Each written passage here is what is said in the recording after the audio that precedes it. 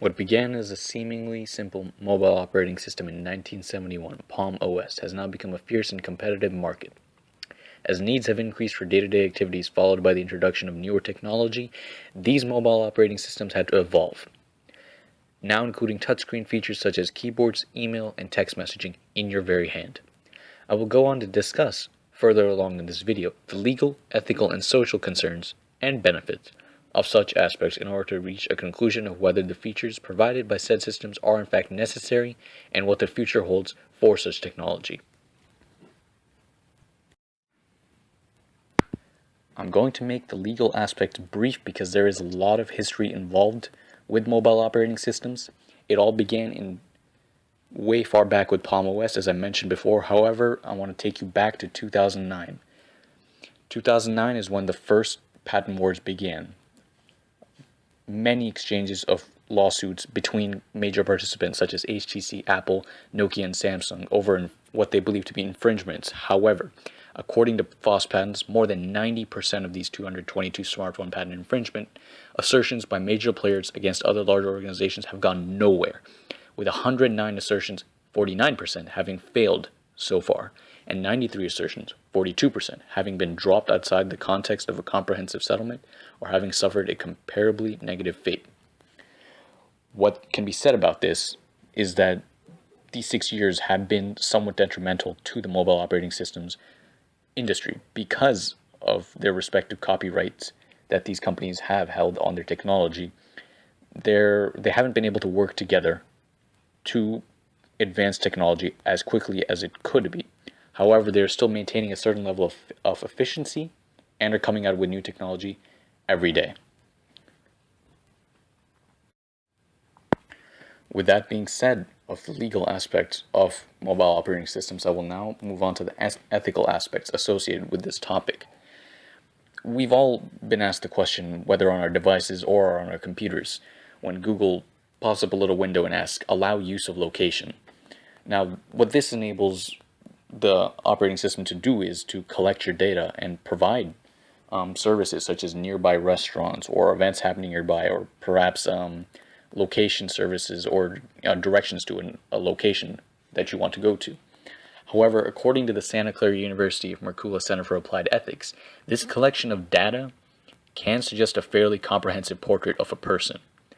So there is a potential for great harm with this collection of data, and there has been, recent leaks and that people have known about all over the internet of prominent figures in our society.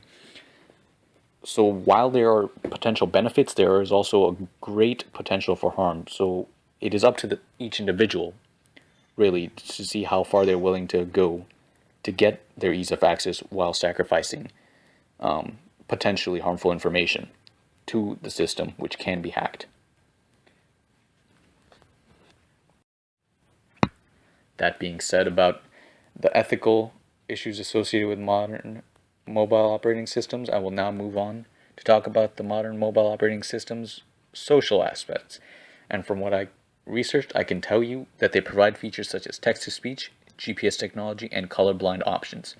Features such as these essentially create an ease of access, so there is a benefit created to society through this, as there is a sample of disabled individuals who require such assistance, but not the entire population. So what they do is, for this sample, provide an easier method of assimilation where otherwise they cannot, where they have trouble, the cell phone operating systems can make up for that. However, at the same time, there are some setbacks to this same technology. According to Baylor University, as cell phone functions increase, addictions to the seemingly indispensable piece of technology becomes an increasingly realistic possibility.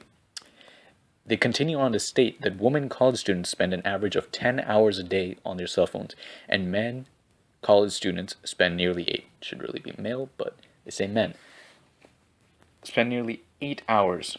So, judging by that, there is a bit of a slippery slope that, with this much time spent on the cell phone, not all of it is going to be a productive use. I don't think they took that entirely into account, but it should be. Even so, that much time spent on a cell phone is not really good for your health, as we've learned in this course. that it could lead to carpal tunnel syndrome if you don't take 15-minute breaks. I think the same could be said, but using a phone, not just a computer. And judging by that, I think despite it being a slippery slope, it can have some health risks, which can lead you to be out of school. And those implications, are clearly there, but, they're just there for us to be wary of, and that needs to be put out there and known. I want to briefly go over the security aspects associated with mobile operating systems. It is the one part about technology that really has people spooked. But I want you to keep in mind that there is no such thing as 100% security or guarantee. But there is some insurance that I can provide for you regarding mobile operating systems in particular. However, it can be applied to your data on the whole as well. There is a significant risk, yes, for potential harm with, the recent hackings happening that have been all over television, late 2014, early 2015. But the one thing we can count on is motive. Those hackings are from very high-profile individuals, so they had a strong defense. So, the hackers require a lot of skill to break into their information. But the reassurance is that skilled hackers generally do not have a motive to go after the general public. They do this for fun or money or whatever. I guess, to draw on from famous lines, some men just want to watch the world burn. But people like us are generally secure and safe from such hackings happening to us. So that being said, there are some security concerns, but it should be kept in mind that you may not always be the target. That's it for the security aspects, and now I want to move on to briefly discussing the future of this technology and then wrapping it all up and putting a bow on it. The future, I think there is a stronger role of software rather than hardware, because hardware really is a narrow field and can, in my opinion, focus on camera quality and performance improvement. What is really telling of mobile operating systems in the current day and age is that there are some serious ethical issues, such as the use of data for ease of access, and the legality of patents binding the hands of companies together, preventing some innovation while maintaining intellectual property rights. The social implications of excessive usage and the potential benefits for the disabled individuals. And lastly, the major security concerns surrounding such operating systems that appear to have no concrete solution. Despite all of the possible damages that mobile operating systems can bring, they bring an equal, if not more, amount of benefits with them. So, by the end of this video, I hope that I've informed you enough about mobile operating systems to know how to use them, to know what is actually in your hand while you are dialing someone, and know the work put behind it, and know that there are concerns about your data usage, know what the implications of using that device are, and for your ease of access. And yeah, have a great day.